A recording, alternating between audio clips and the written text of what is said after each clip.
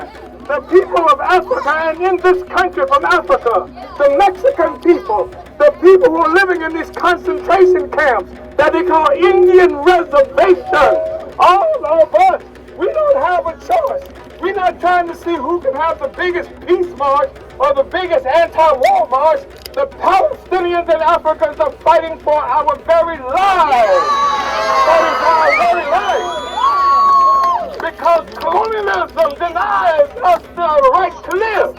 It denies our children's future. We have to fight against colonialism on November 5th. We are still going to be fighting. So the contest is not something about who's got the best and the biggest anti-war march or the peace march. The contest for Africans and Palestinians is life and death. Our children will not know a future unless colonialism is defeated. We just want to take a quick housekeeping call. If there's any speakers that are here and you have not checked in, please head to the side stage. There we go. Comrade Yejide has their hand up and they're waiting for you to come and check in to let us know you're here. Right there. But we have a great lineup and we're going to continue our program for today. So I'm going to welcome up next the Leonard Peltier Ad Hoc Committee. As you have heard us say, free Leonard Peltier. You're going to hear from this committee, followed by Unión del Barrio, who are here as well with us, as well as Existence to Resistance, the Palestinian organization here on the ground. So, Uhuru comrades, I'm going to turn it over to Jennifer Jones and Paulette Dautier with the Leonard Peltier Ad Hoc Committee. Uhuru. Free 'em all! Free 'em all! Free 'em all! Uhuru DJ, give us some sound.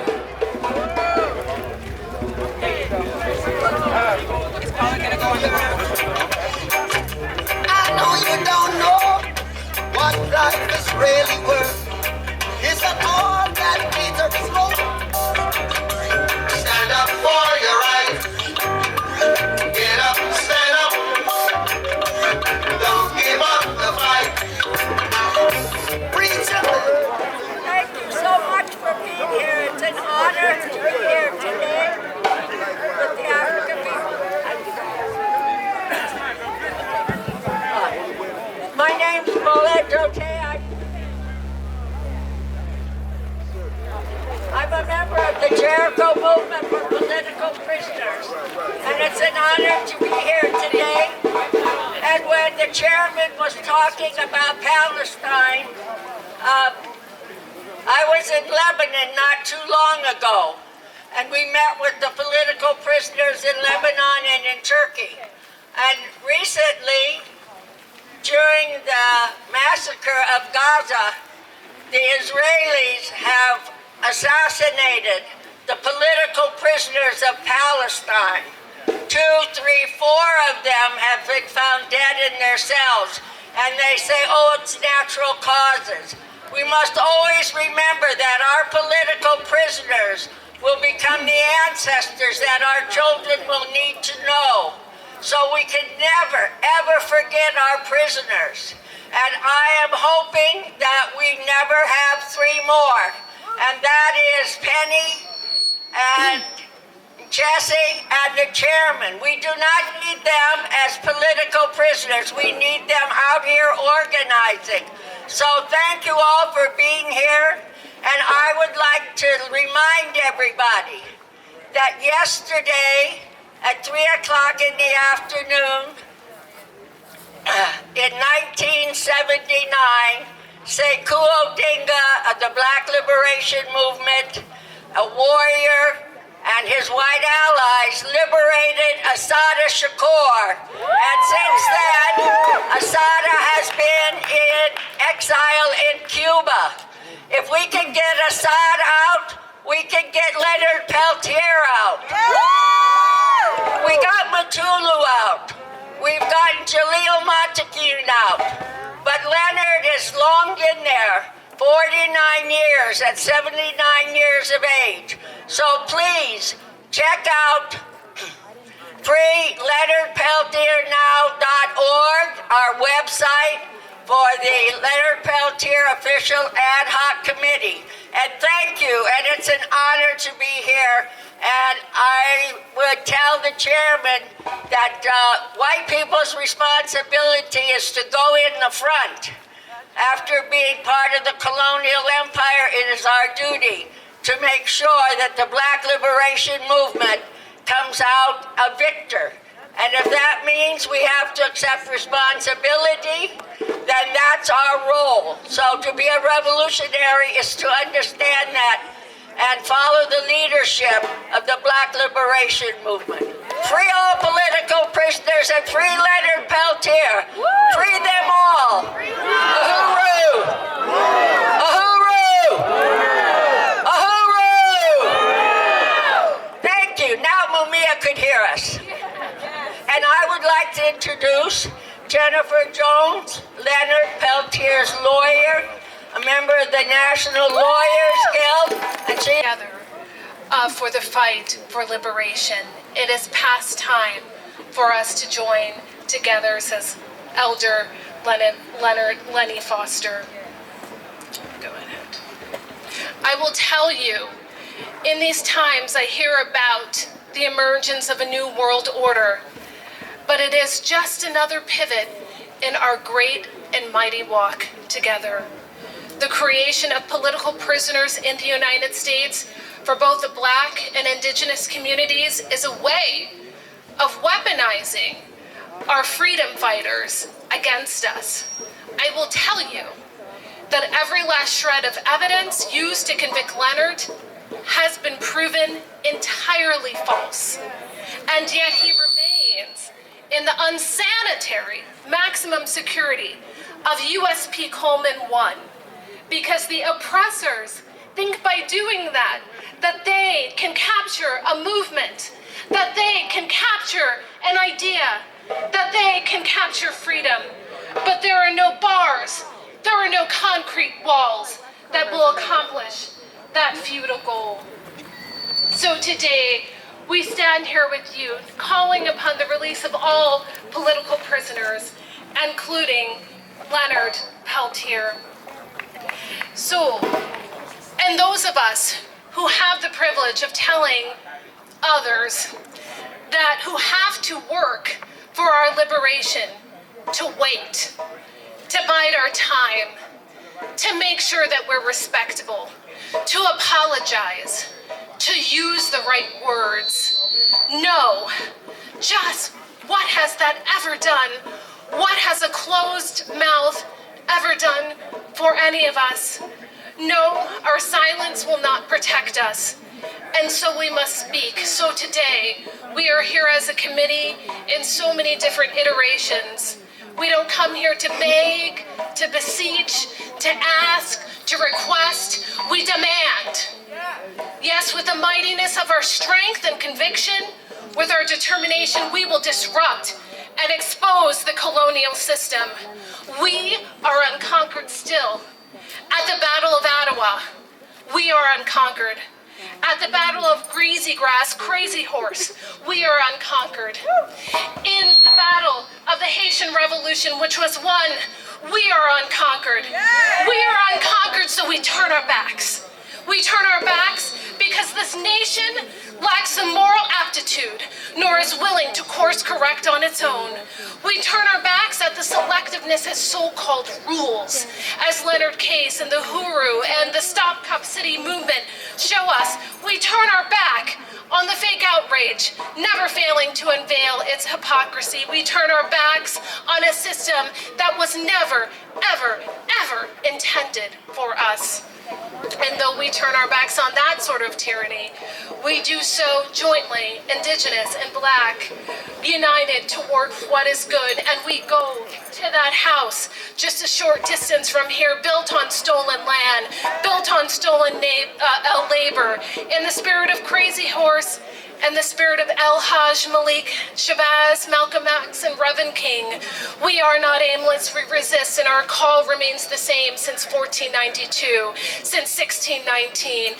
Liberation onward, free them all, free Leonard Peltier, free the land. Thank you so very much. Now I want to welcome up Harry Simone, who is the propaganda diffuser difusión del Unión del Barrio. Unión del Barrio is, just wanted, before I introduce this comrade, really salute the long history of the African People's Socialist Party and Unión del Barrio, who are fighting for the right to this land from Alaska to Chile, and bringing the counteroffensive and bringing all of their work, not just on this side of this colonial border, but south of the border, because as they say, in Nuestra America. So I want to really salute Comrade Harry and his compas who are coming up here right now. So let's give them a warm welcome. Uhuru. Uhuru. Came at the end of the race.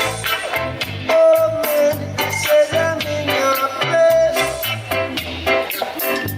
And you drop out, yeah. Compañeras y compañeros, thank you for the invitation to come out here and be present and share a few words.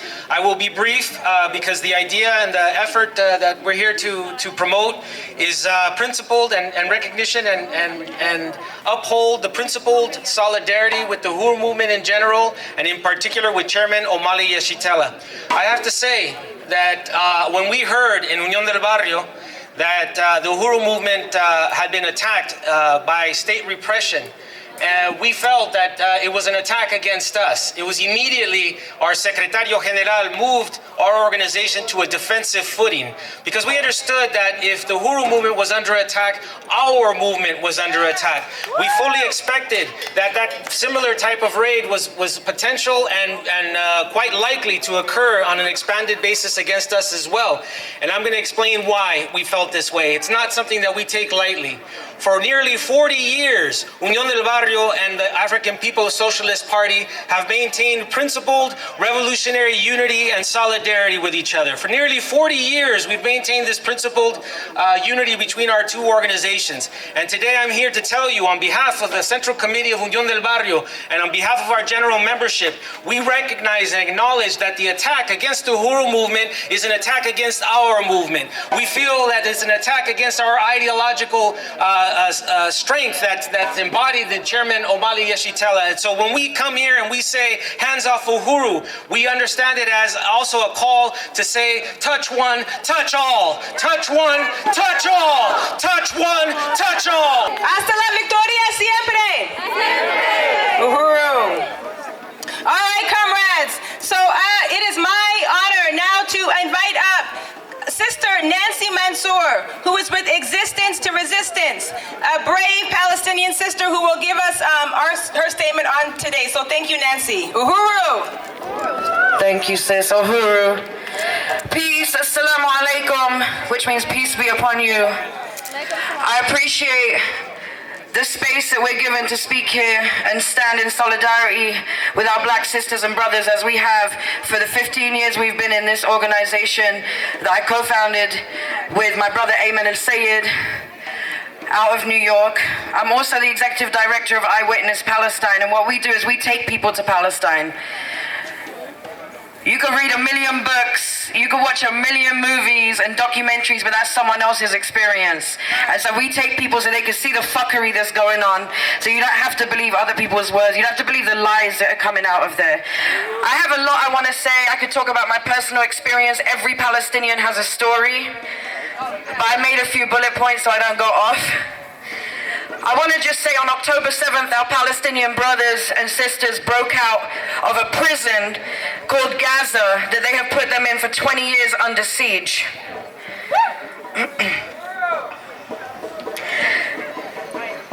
Gaza has been bombed almost every month. You only hear about every few years when they kill thousands of people. So we've been doing this for years. We have been marching for years. My parents, my family, my father was born in 1939 when it was Palestine. This didn't start 3 or 4 weeks ago.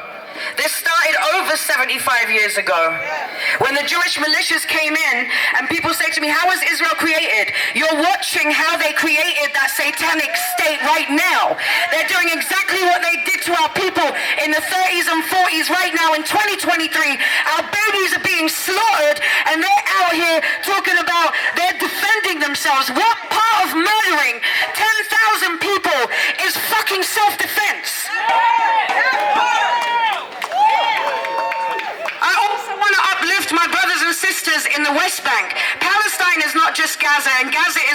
not part of Palestine. The whole country from the river to the sea is Palestine, and they are murdering them all over the country. They've got people bamboozled with what's going on in Gaza, but they've murdered hundreds of Palestinians in the West Bank.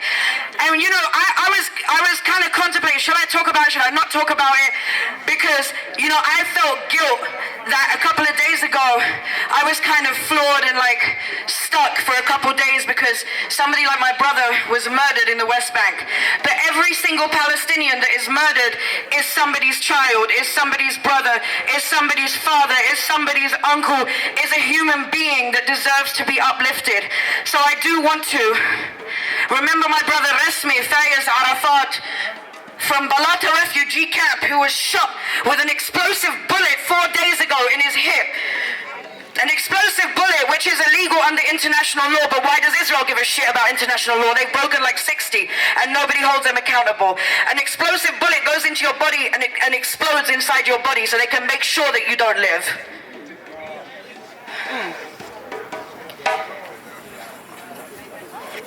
In 48, Palestinians are being arrested. When they talk about hostages, yes, release the hostages. When you release our 11,000, or death, that's not just a slogan, freedom or death, and people need to choose a side. Either you're with the oppressor or you're with the oppressed, or you shut the fuck up and sit down. Thank you, peace, uhuru.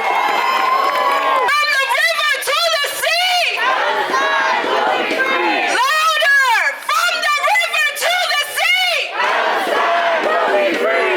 Victory to Palestine! As long as there is one resisting, Palestine will be free. We will not stop until all our brothers and sisters fighting in this struggle are free. All of them. All of them. We're all gonna be free. We will win and we are winning. Uhuru!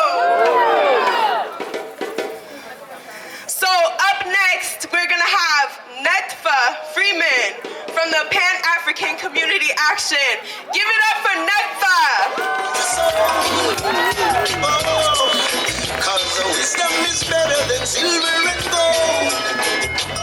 Hey, let's get together and not be apart. With clean heads and pure heart. Revolutionary greetings. My name is Netfa Freeman. I'm an organizer with PACA, Pan-African Community Action, which is also a member organization of the Black Alliance for Peace, which I'm assuming that also makes us a part of the Black is Back Coalition. Now, we thank the Black is Back Coalition for organizing for the 15th year the Black People's March on the White House and doing so in multiple locations worldwide. Like Black is Back, PACA is a part of a historic and global movement for Pan-Africanism, or the liberation and unification of Africa and African people on the continent and in the diaspora under the economic system of scientific socialism. We're organizing African people for community-based power because we know that the base of all politics is local and then branches outward. We say Africans stolen from our homeland and forced to sell our labor to survive our colonized people. And that the only rational and legitimate response to being colonized is to fight for decolonization, to fight for self-determination, and to an end to capitalism. For PACA, that fight means community-led power through mass political education and participatory programs of action that avow and advance our human right, one, our human right to informed consent and self-determination, two, collective community control over the elements of land, political systems, economic systems, systems of justice such as police and judicial, and social systems such as education and culture, and ecological systems. The primary enemy of this struggle is the U.S. settler colonialist oligarchy. There can be no equivocating on the fact that the U.S. political system is one run by the rich for the rich, a dictatorship of the capitalist class. In its desperate effort to survive its outmoded existence It has become a system our brother and comrade Dhoruba Ben Wahad refers to as democratic fascism, an imperialist system that gives us the options of voting for which wings of the oppressive bird will preside over its structures, but still a carceral state that maintains the coercive policies of keeping us in check through militarized domestic police, surveillance with the most advanced technology, restrictions on information, and the prosecution of dissent. As we know is happening to our comrades in the Uhuru 3. They have to prosecute dissent because one truth can smash 1,000 of their lies. Despite that, our internationalist purview, and I just don't mean PACA, but everyone's internationalist purview here tells us that we are winning. Imperialism is losing. This is why their media is doing everything to hide the global stance for a free Palestine, doubling down on the imperialist propaganda and taking measures to repress us as anti-Zionists. We still have to do better. While many on the left, I won't call them radical, rightfully find it easy to identify and call out settler colonialism in the Zionist state of Israel, U.S. settler colonialism is normalized. We have to be careful that we're not being settlers ourselves by identifying as Americans. By saying we when referring to U.S. policies, we become unwitting or unwitting accomplices to the land theft and erasure of the indigenous people of this land, and we become liberals, not revolutionaries. Politically, the pronouns we should be used when we refer to Cuba, Venezuela, Nicaragua, Palestinians, Palestine, Haiti, and especially black people when we're referring to people anywhere in the continent of Africa, especially like in the Sahel, where they've built a challenge to neocolonialism. The same forces of neocolonialism cast Libya, our country, a country on our homeland, from being the most stable nation in Africa into their condition of forever wars. The legitimacy of our politics is strong, but our left unity still needs some work, particularly the left unity within the U.S. is still too weak to wage a formidable challenge to these enemies. But we know this will change. It's on the rise. We're on the right side of history. There can be no denying that. We must get our domestic struggle inside the U.S. to see that we're but another front in the international struggle against imperialism. Touch one, touch all. Touch one, no compromise, no retreat. Thank you, Brother Netfa, with the Pan-African Community Action. Before we continue, I want to really appreciate the media who is covering this, because historically, if you look at the Black liberation movement and the liberation movements of all colonized people, the media was oftentimes there to play a role, right, to help put it out. But oftentimes the media sacrificed the long-term goals of the people, right, and didn't report and say what was actually happening. So I want to salute WPFW and WBAI and KPFK in Los Angeles, who are tracking and who are recording today's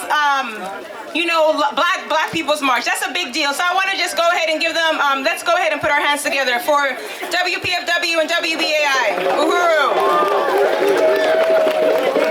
And because we are live, I'm gonna, try to watch what I say and keep it clean, because, it's hard when we're talking about freedom, right? But I want to just acknowledge that. So next up, we're going to bring up Sister Monica Moorhead with UNAC, the United Anti-War Coalition, and Workers' World, followed by Jackie Lukman with Black Alliance for Peace. So Uhuru, Monica.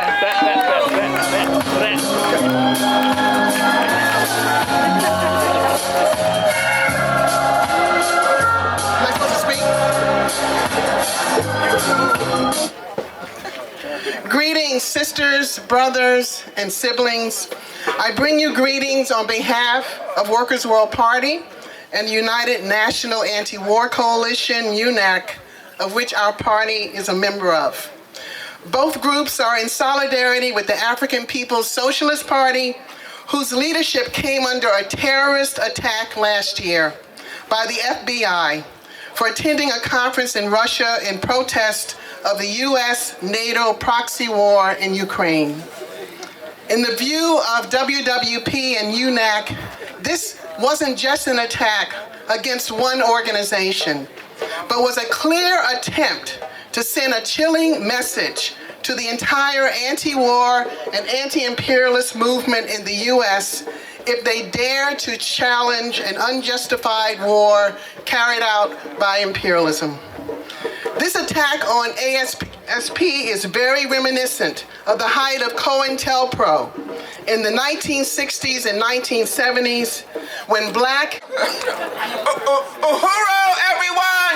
My name is Lisa Davis. We were a little late because we were bringing our crew from the People's Republic of Brooklyn and Newark in the house. Make some noise! Our next revolutionary freedom fighter that we will be bringing to the stage is Brother Life Malcolm, who is one of the steering committee members of the Black is Back Coalition. He's Brother Life Malcolm, and he is with the Black People's Advancement and Defense Organization. Brother, he was one of the lawyers for the Uhuru. Yeah, and one of the lawyers for the Uhuru 3. Revolution is his practice. Uhuru. Uhuru, comrades. Uhuru, Uhuru, Uhuru. I'm not going to talk long. I just want to say this right here. If you don't believe, the proof of the pudding is in the eating. The proof of the pudding is in the eating. And if you want to know what fighting for freedom will do for you, look at Chairman Omali Yeshitela. Just look at him. 82 years old. Look at him. That's what fighting for freedom gets you. And look at Mukasa somewhere around here. He about 80 years old. Look at him. That's what fighting for freedom gets you, comrades. The proof of the pudding is in the eating. I just want to say, if you look around, you'll see signs that say something like FBI, FBI. So I just want to say the Federal Bureau of Infiltrators, is a problem for us right now, but we got a plan. We have African internationalism on our side. And look here.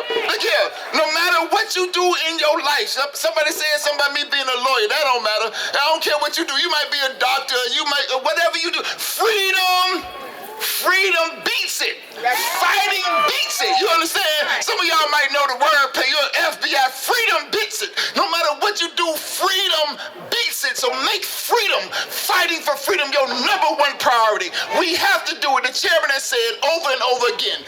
It's not good enough to understand the world, but it's our responsibility once we understand the world to change it, to work to change the world. And comrades, you have the opportunity right now to join the coalition, join the African People's Socialist Party, join the APSC. You have the opportunity right now to make the whole world a better place. So no matter what you're doing right now, I promise you that freedom, fighting for freedom, beats it. Uhuru, comrades.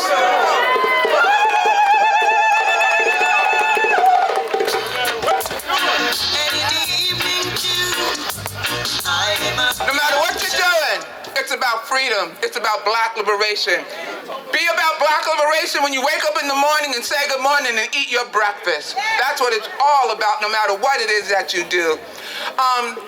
Also, I want to just remind everybody, please, tomorrow is another very important part of this mobilization in which the Black is Back Coalition for Social Justice, Peace, and Reparations will be having a webinar, and we will be dealing with the struggles of the Palestinian people, the African people, and the struggles all over the world, and how it is important to link these struggles together. They are not separate. We must come together to defeat colonialism.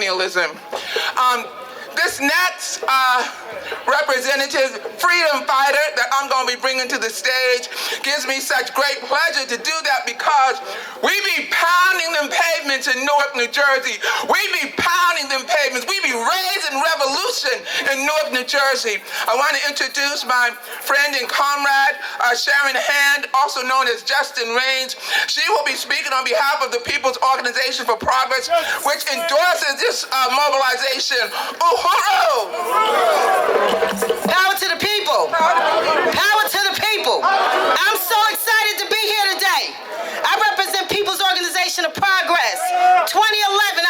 joined the organization. I was driving down the street. It was my third time being laid off, downsized, restructured. And they had a sign out there and it said, "We demand a job at a living wage." I said, hell, me too. And I pulled over and I've been here ever since. Because we, the people, have the right to food, shelter, clothing, health care, and the internet. All things that are man-made laws, the government has a responsibility to us.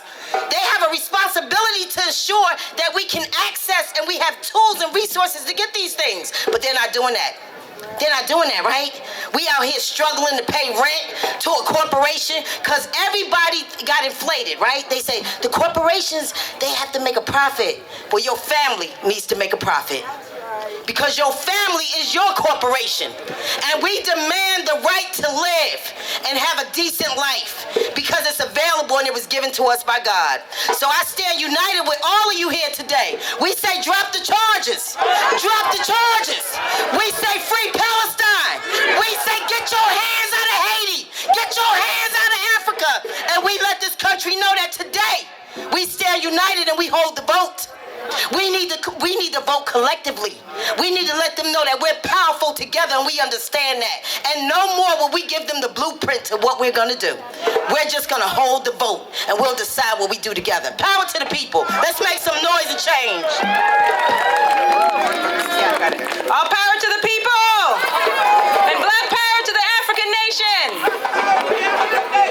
All right. I want to welcome up next Sister Afia Wangaza from the Malcolm X Grassroots Center and WMXP Radio 95.5. Uhuru. Take your time. Black power. Black power. Black power. I bring you greetings from South Carolina, the Malcolm X Center for Self-Determination. I salute my comrade, Chairman Omali Yeshitela, co-SNCC veteran from back in the day when we were young folk. Before many of you were even born, but glad to see you here and glad to see you taking up the struggle to let us know that what we did was not in vain and that this protracted struggle will continue. Free Palestine. Free Palestine. From the river to the sea, Palestine will be free. That's right. I come to you in the spirit of our brother and the leader of the SNCC Atlanta Project, Bill Ware, who, if he were here in this dimension today, would also be here.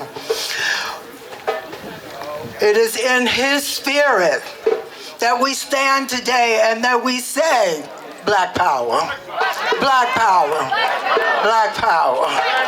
Yeah. It is in the spirit of self-determination that black power symbolizes that we recognize the political but dangerous absurdity of the U.S. government presuming to suggest that Chairman Omali doesn't know who our enemy is, that he doesn't have the ability to not only identify the enemy, but to organize against successfully such that we might win.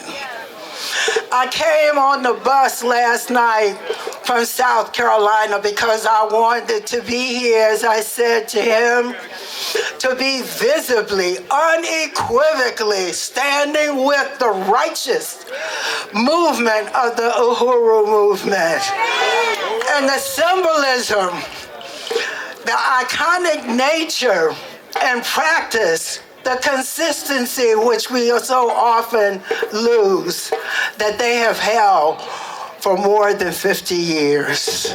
I salute the Uhuru Three, and as one brother put it, whatever I can do, I will do. Black power, black power. Black power.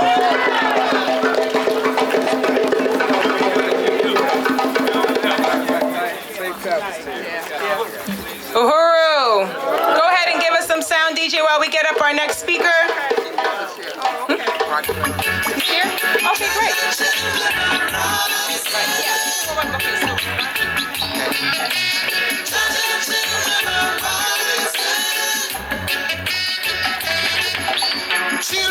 Uhuru! When the attacks happened on the chairman and on our movement, people automatically mobilized. I didn't have to say we didn't have to reach out to certain groups at all. And one of them that stood so strongly and that had our backs, to which we are internally grateful, is the December 12th movement. And I'm just so honored to announce Brother Roger Wareham from D12. They're always out there. They're always on the front lines. And it's just my pleasure to announce you and to introduce you, dear brother. Uhuru! We're sorry we're a little late. We ran into some traffic. But we had the advantage of listening to WPFW so we could hear what people were talking about,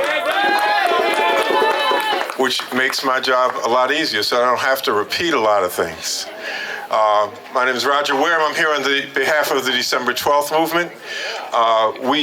We take the definite position. Well, first, we're honored to participate in this 15th annual march. This is not a one-off event. This is something that's been happening for years, and we're here to support it and to show that consistency is important in terms of struggle. It's a reflection of how serious you are about what you do. So that 15 years of doing this is very important, and it should be landmark. We think that right now, these are very, very turbulent times. But they're good times in the sense that it's making very clear the connections between U.S. domestic policy and U.S. foreign policy. Because there really is no difference. There's rhetoric, it was a rhetorical difference, but there is no difference. So that we can see internationally the U.S. unconditional commitment to Israel to commit genocide against Palestine and Palestinians. But domestically, we can see the same thing happening in terms of the attack on the Uhuru 3. And in the attack on democratic rights in general, an attack on the right to vote, the right to assembly, the right to freedom of speech. The motion in this country is to make this type of demonstration illegal. We relate very closely to the attack on the Uhuru 3 because 39 years ago, several of my comrades, including myself, were arrested by the FBI Joint Terrorist Task Force and basically charged with terrorism against the United States in a case that became known as the New York 8 against fascist terrorism. It was an indication of the motion towards the right that President Reagan had started with his attack on PATCO, with his assault on Libya, with the theory that they implemented called preemptive strikes against terrorism.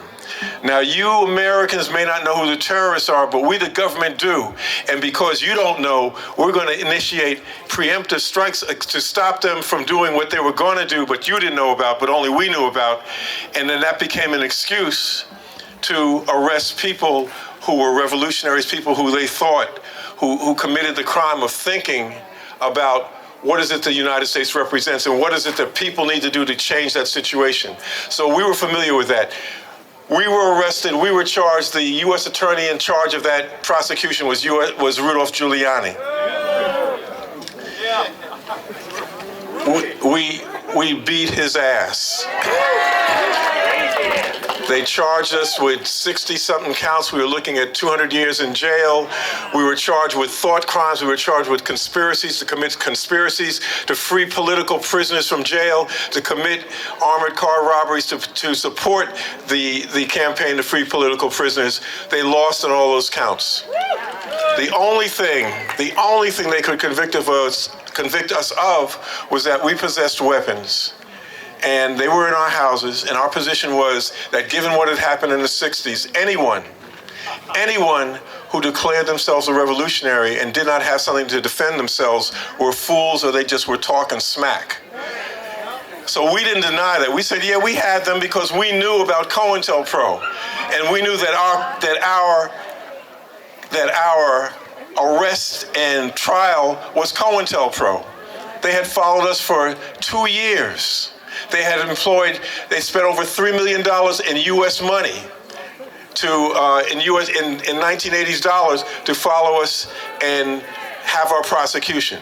So that brings us to today.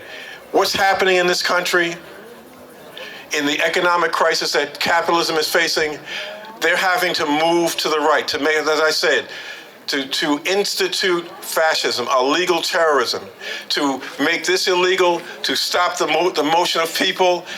And for our community, particularly, we have to understand that if we don't understand what's going on in Palestine, because we think it doesn't affect us, we have to know that that's the foreign policy reflection of what's going on. We're going to be the scapegoats of the domestic policy. This gathering has got to be a step towards organizing other people, to raising consciousness, to defining the narrative of what's going on, and to bring our people, to get them active. We have got to be in the streets. We've got to deal with Cop City. We've got to deal with all the attacks. So it's very important that this continues. It's very important that we understand those connections, and it's very important that we take a stand. We free Palestine, free the Uhuru 3, no steps backwards, not a step backwards towards fascism. Thank you.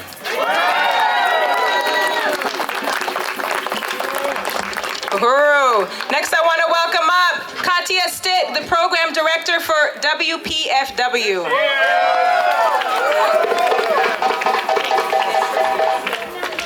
Uhuru! Peace if you're willing to fight for it, right? That's what we say at WPFW, and that's what we say throughout Pacifica. I want to, first of all, welcome you. We are broadcasting live on WPFW and WBAI in New York and KPFA in Berkeley, California. We're waiting for we're waiting for KPFK to join us, and hopefully they will soon in KPFT. I want to just start, and I'm going to read my notes if you don't mind, just because I get nervous and I want to say the correct things.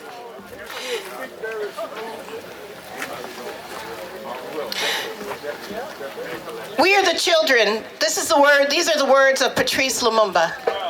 We are the children of Nelson Mandela, of Kwame Nkrumah, of Haile Selassie, of Samora Machel, of Robert Mugabe, of Patrice Lumumba, of Julius Nyerere.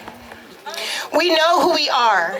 We are all oppressed peoples, and Pacifica Radio has always been a part of the resistance to that oppression. For those of you who don't know, the Pacifica Foundation was created by Lou Hill and other World War II-era conscientious objectors in August 1946. We are still committed to being used as a liberatory medium for journalism and culture. Embedded in the mission is giving voice to the voiceless, making sure that the marginalized are heard and felt. Please, I ask you, comrades that are here and listening on air, to use us to amplify your movements, to use us to further liberation and revolution. That is what Pacifica is founded on. But we can't do that work without you using us. And that is the role that all of Pacifica plays, but I have to shout out the work that WPFW has done. We're the youngest, and I dare say the blackest in the network since 1977. And we are proud of both of those, because when we were founded, black people in DC did not have a voice, and as we know, they still don't. They're just being pushed out of the city. So we still remain a voice for those people, for our people. Finally, I'd like to close. I've been thinking a lot about what is happening in Gaza, and my heart breaks. I have a daughter, a 22-year-old daughter, and I can't imagine how I would feel as a mother, as a black woman, if my daughter was bombed to smithereens, which is what's happening right now, even as we speak. So I want to leave you with an excerpt from our beloved sister June Jordan, from her poem Moving Towards Home, because it resonates with me and I hope it'll resonate with you. She says, "Where is Abu Fadi?" She wailed. "Who will bring my loved one?" I do not wish to speak about the bulldozer in the red dirt, not quite covering all of the arms and legs, nor do I wish to speak about the night-long screams that reached the observation post where soldiers lounged about. Nor do I wish to speak about the woman who shoved her baby into the stranger's hands before she was led away. Nor do I wish to speak about the father whose sons were shot through the head while they slit his own throat before the eyes of his wife. I need to talk about living room, where I can sit without grief, without wailing aloud for my loved ones, where I must not ask where is Abu Fadi because he will be there beside me. I need to talk about living room because I need to talk about home. I was born a black woman and now I am becoming a Palestinian. Against the relentless laughter of evil, there is less and less living room. And where are my loved ones? It is time to make our way home. Uhuru! It's against us, it's not terrorism. Lynchings and so on and so on. We also have to deal with the fact that we need to be aware that Haiti gave reparations to France for 125 years. There were only 9,000 enslavers, but the reparations kept coming. You should ask yourself, where did those payments go? I'll just go ahead and tell you, they went to the descendants for 125 years. We're dealing with the atrocities in Venezuela, a country that was very generous with their petrol to countries that needed petrol to keep warm. We're dealing with the 50 plus years of atrocities and victimization of our brothers and sisters in the Palestine. We're dealing with 70 years of neo-colonialism on the continent, while France and all of the other colonizers continue to tell us that it's a wholesome partnership we're in, not neo-colonialism. So I have a couple of minutes, and I just want to say to you that in essence, what we have to do is we have to stop allowing other people to put us on the menu. We have to begin to be the ones to craft those menus. We have to send a message to Jim Crow Joe that we are no longer going to be roadblocked into going into voting booths and voting the lesser of the evils when evil equals evil and therefore begets evil. We have to send a message that from now on, we're not just the diaspora, we are the diaspora holding hands with blacks around the world. We are in unity, not just with those of us who look like us and are on this continent. We are in unity with our brothers and sisters in Africa. Look at what's going on in Africa. They're waking up and they realize that the only way they can move forward is they have to move forward in unity. So we need to extend our hand to our brothers and sisters on the continent and become one. And when we are one, we are going to be so powerful, they will beg us to put them on the menu. Thank you very much. Uhuru. Next up, okay.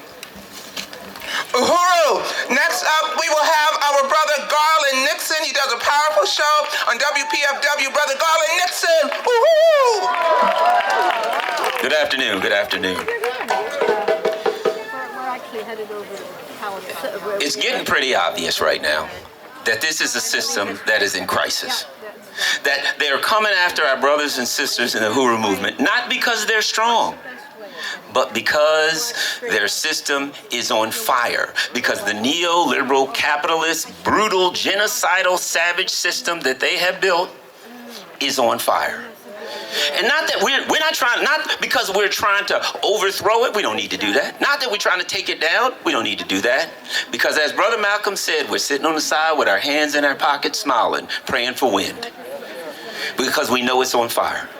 and that we are coming together, and as this system crumbles, we will be here to do the things we need to do to raise the system up, where the people at the bottom finally have an opportunity. As Kwame Ture said, everything will be all right if you just return the power to the hands of the people. And that's what we're here to do. We're going to stand with Chairman O'Malley. We're going to stand with the Uhuru movement. You know, the other day, I'm listening to some broadcast, and they said that Joe Biden said, if Genocide Joe said that if there is a pause or a ceasefire, it will only benefit Hamas. And that's when it hit me. That's when I thought to myself, what they're doing to the Palestinians is just what they did to us. It's what they did to the Native American. You see, the reason he said that, because he didn't even take into account the existence of the Palestinian people. Just like us. It will only benefit Hamas. That means the Palestinian people that are being killed and murdered, he doesn't even take them into assistance. Why?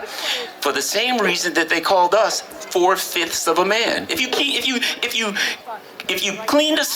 killed a slave, you didn't kill a person. They weren't taken. Their existence wasn't accepted as humans. But we're here. The system's on fire. We're going to turn on a fan. We're going to smile. We're going to pray for rain. But as Paul Robeson said, we don't have to go overseas to fight fascism. We're going to fight it right here in the United States. Thank you. Thank you, Garland. So next I want to bring up the Odessa Solidarity Campaign and the Virginia Defenders, Phil Waledo. Uhuru.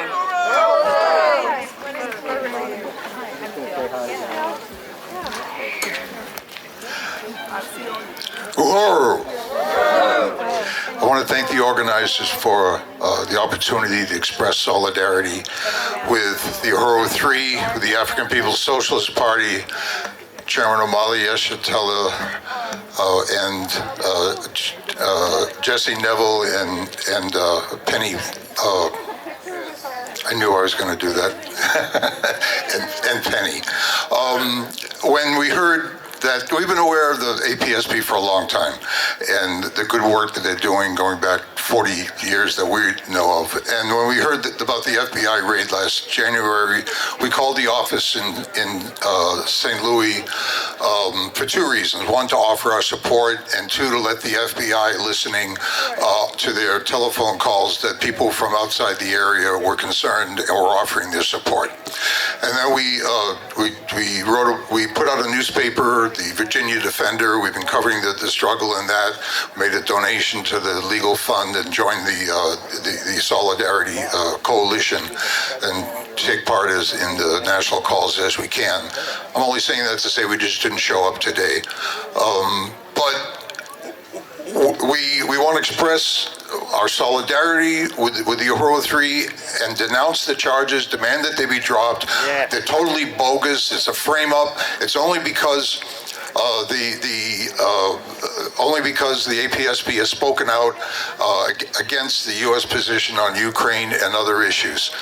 And we don't understand how the United States government can think it has the right to tell us who we can talk to, who we can associate with, who we can work with. They tell us we have to love Israel, but we have to hate Cuba. They tell us we have to love Saudi Arabia, but we have to hate Venezuela. We have to love NATO, but we have to hate Russia and China and North Korea and Bolivia and increasingly South Africa. Where the hell did they get off telling us who our friends are and who our enemies are? We learned a long time ago, when they tell us someone is good, they're usually bad. And when they say they're bad, they're usually good. So the Odessa Solidarity Campaign was formed to support the anti-fascist people in Ukraine. We traveled to Odessa in 2016 as international observers for the second memorial of the Odessa massacre, when 43 anti-fascists were murdered by a fascist mob, and there's never been a proper investigation, and the fascists were planning to come back, were announcing they were going to come back and attack the memorial, and they wanted international observers. We've been supporting that struggle ever since. So we totally agree with Chairman Yeshitela that the attack on the APSP was a shot across the bow of the anti-imperialist movement. And if we let them go down, it'll be dominoes for the rest of us. So we're going to hear not only in sympathy, we're here in solidarity, we're here in our own self-interest. If we let any one of us be taken by the enemy, all of us are in danger. Drop the charges against the Uhuru 3, free the land, and thank you for Chairman, for your great leadership over the years. I'm sorry, got up at 4 o'clock in the morning. I'm a little tired. Thanks very much. Drop the charges. Uhuru. Thanks again, Phil. Now I want to welcome up Alex Suarez of Revolutionary Alliance. Uhuru. Here he comes. And we are getting ready to start marching, so we want to remind everybody to get your flags and go ahead and get in place. So just want to put that out there. Uhuru, Alex. Here you go. My name is Alex Suarez, and I'm here today to express my utmost support and solidarity with the Uhuru movement, its leadership, its courage, and its example to us all. We are in the belly of the beast, where we have vast economic inequality, where just a few steps from the Senate is mass homelessness and houselessness and poverty we see at the level of the so-called third world. Where even in much of that so-called third world, there are better programs to uplift those people. I am here today, comrades, brothers and sisters, to share a vision, not a quixotic dream, but a vision based on realism, accompanied by optimism. The forces of reaction, the imperial colonial forces, are losing their grip in Latin America, in Africa, in Asia. Here too, in the US, their deception of the masses is failing. Which is why they desperately go after the Uhuru 3 with such a weak case and conduct mass censorship here in imperial North America, which includes Canada, also a colonial state. In my 22 years of activism, never have I been part of a movement as important as this, with the potential to grow, and as the imperial government attacks us, we respond and become stronger. The youth, the future generations, our hope, our staff, as we continue our revolutionary journey, continue to enter the ranks. Chairman Omali Yeshitela represents among the last of his generation, not wiped out or imprisoned, simply for demanding the rights of his people and working with groups in order to achieve these goals this past half century. The answer. If we are truly for Palestine, we recognize Palestine is right here. This is the original settler colonial empire, and any white person who truly stands for victory to the Palestinian people starts by standing in solidarity with the Black Revolution, with the African Revolution, under the leadership of the African People's Socialist Party. So we are honored to be here with the reparations contingent. If you are a white person, march with the reparations contingent today. Let's go behind the leadership of Black Power and demand the U.S. government drop the charges against the Uhuru 3. Hands off Chairman Omali Yeshitela. Victory to Palestine. Unity through. Uhuru. And I want to remind everybody here that the United States is the biggest settler state in the world. It is the United States where you have settler colonialism got its start. I want to remind everybody that the reason that you don't see indigenous people walking the streets in this country is because they're locked out of sight in concentration camps.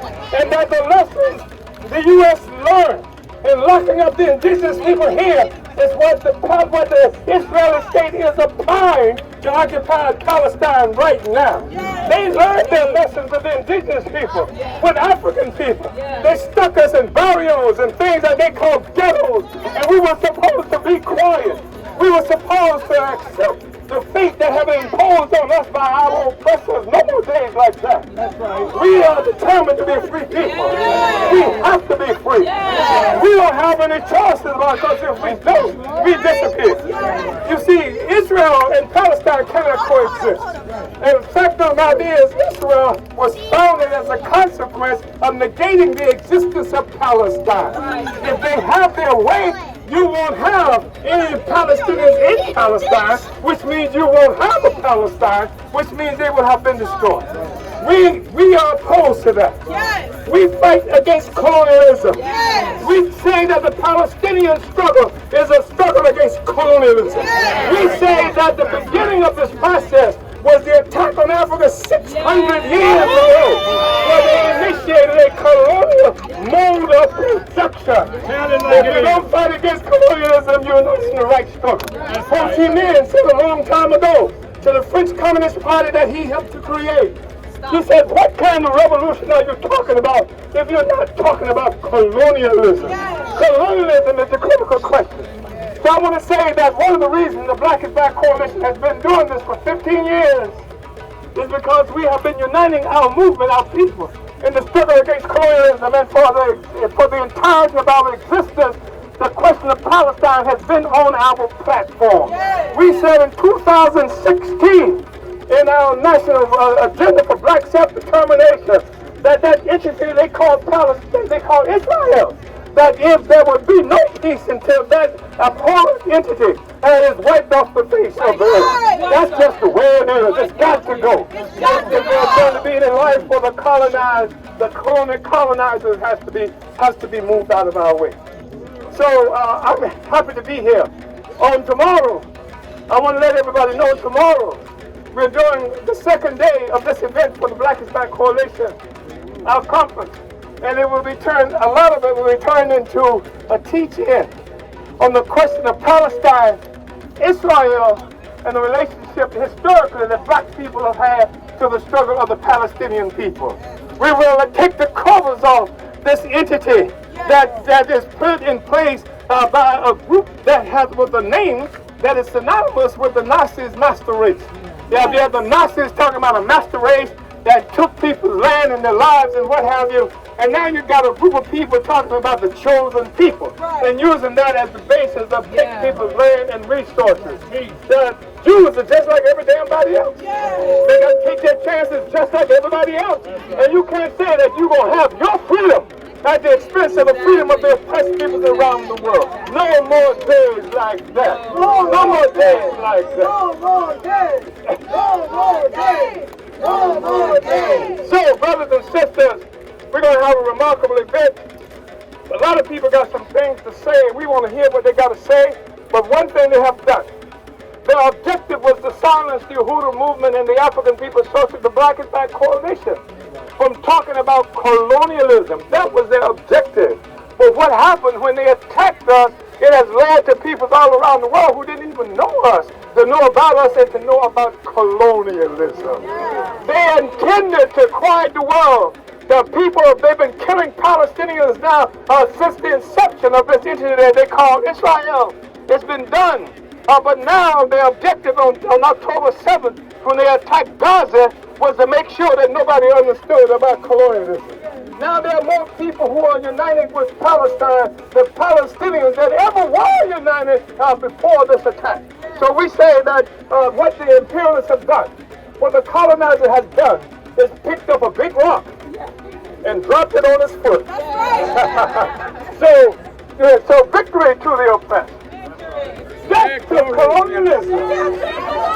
Colonialism has to go. Must go.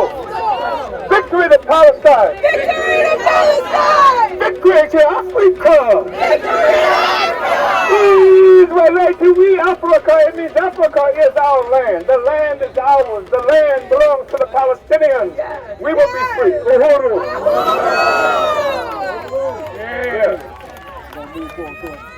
You think of the Middle East in this modern time, you can't help but say the word Palestine. People there have lost their land, some have lost their home. They live in other countries, their freedom almost gone. Palestine, Palestine needs her freedom, needs her freedom. Palestine, Palestine needs our love, needs our love. Palestine, Palestine needs her freedom, needs her freedom. Palestine, Palestine needs our love.